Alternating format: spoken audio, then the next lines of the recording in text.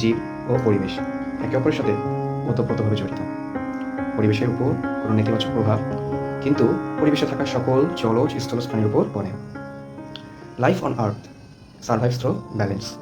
Forestry, wildlife, palaeontology, ecology, evolution and ethology all are connected with each other. কথা বলছি SDG 15 নিয়েই। সালমান তাসিম, পড়াশোনা করছি দিনাজপুর মেডিকেল কলেজ, 14 বর্ষে। Every terrestrial ecosystem depends on food chain, food webs, and continuous flow of energy. Plants বা producer প্রথমে সূর্যের আলোকে ব্যবহার করে সেখান থেকে খাদ্য তৈরি করে। সেই খাদ্যগুলো খায় হচ্ছে হার্বিভোরাস প্রাণী, যেমন হরিণ, খরগোশ বা চিড়া। তো এরপরে প্রাণীভার যে প্রাণীগুলো আছে সেই প্রাণীগুলো এই হার্বিভোরাস প্রাণীকে খেয়ে জীবন ধারণ করে। তো এইভাবেই এক স্পিস থেকে আরেক স্পিসে এই এনার্জি ফ্লোটা চলতে থাকে এবং এইভাবেই একটা ইকোলজিক্যাল ব্যালেন্স বজায় থাকে। Across different eras, Earth has always been shaped by adaptation and survival. ডারউইনের সার্ভাইভাল অফ দ্য ফিটেস্ট মতবাদ অনুযায়ী একটি পরিবেশের মধ্যে ওইসব প্রাণী শেষ পর্যন্ত টিকে থাকতে পারে যারা পরিবেশের সাথে সবথেকে ভালোভাবে খাপ খেয়ে চলতে পারে। কিন্তু মানুষের বিভিন্ন কার্যকলাপের জন্য ইকোসিস্টেমের যে পরিবর্তনটা হচ্ছে, ইকোসিস্টেম পরিবর্তনের জন্য আগের মতো জীবেরা কিন্তু অ্যাডাপ্ট করতে পারছে না। তো আসুন আমরা এখন জেনে নিই যে এখানে কোন কোন মেজর ফ্যাক্টরসগুলো জড়িত। ডিফরেস্টেশন বা বনজারার কারণে পৃথিবীর ফরেস্ট ইকোসিস্টেম দ্রুত ধ্বংস হয়ে যাচ্ছে। এর ফলে অসংখ্য প্রাণী তাদের প্রাকৃতিক বাসস্থান হারাচ্ছে এবং বায়ো ডাইভার্সিটি কমে যাচ্ছে। হ্যাবিটেট ডিস্ট্রাকশনের কারণে অনেক স্পিসিস নিরাপদ আশ্রয় হারাচ্ছে।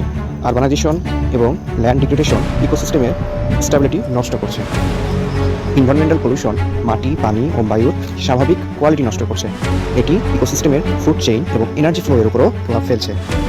ক্লাইমেট চেঞ্জ এবং গ্লোবাল ওয়ার্মিং পৃথিবীর টেম্পারেচার বৃদ্ধি করছে, ফলে মাইগ্রেশন প্যাটার্ন পরিবর্তিত হচ্ছে এবং অনেক স্পিসিস সার্ভাইভাল ক্রাইসিসের মুখে পড়ছে। ইলিগাল হান্টিং এবং ওয়াইল্ড লাইফ ট্রাফিকিং অনেক ইনডেঞ্জার্ড স্পিসিসকে বিলুপ্তের দিকে ঠেলে দিচ্ছে। এটি ইকোসিস্টেমের ন্যাচারাল ব্যালেন্সকে ক্ষতিগ্রস্ত করছে। আচ্ছা, তাহলে কি আর আমাদের পৃথিবীতে থাকা জীব ধীরে ধীরে এভাবেই হারাতে থাকবে? কোনো কি এর সমাধান নেই? সমাধানের দ্বার উন্মোচন করতেই এসডিজি 15 লক্ষ্যমাত্রায় অনেকগুলো টার্গেট সেট করা হয়েছে।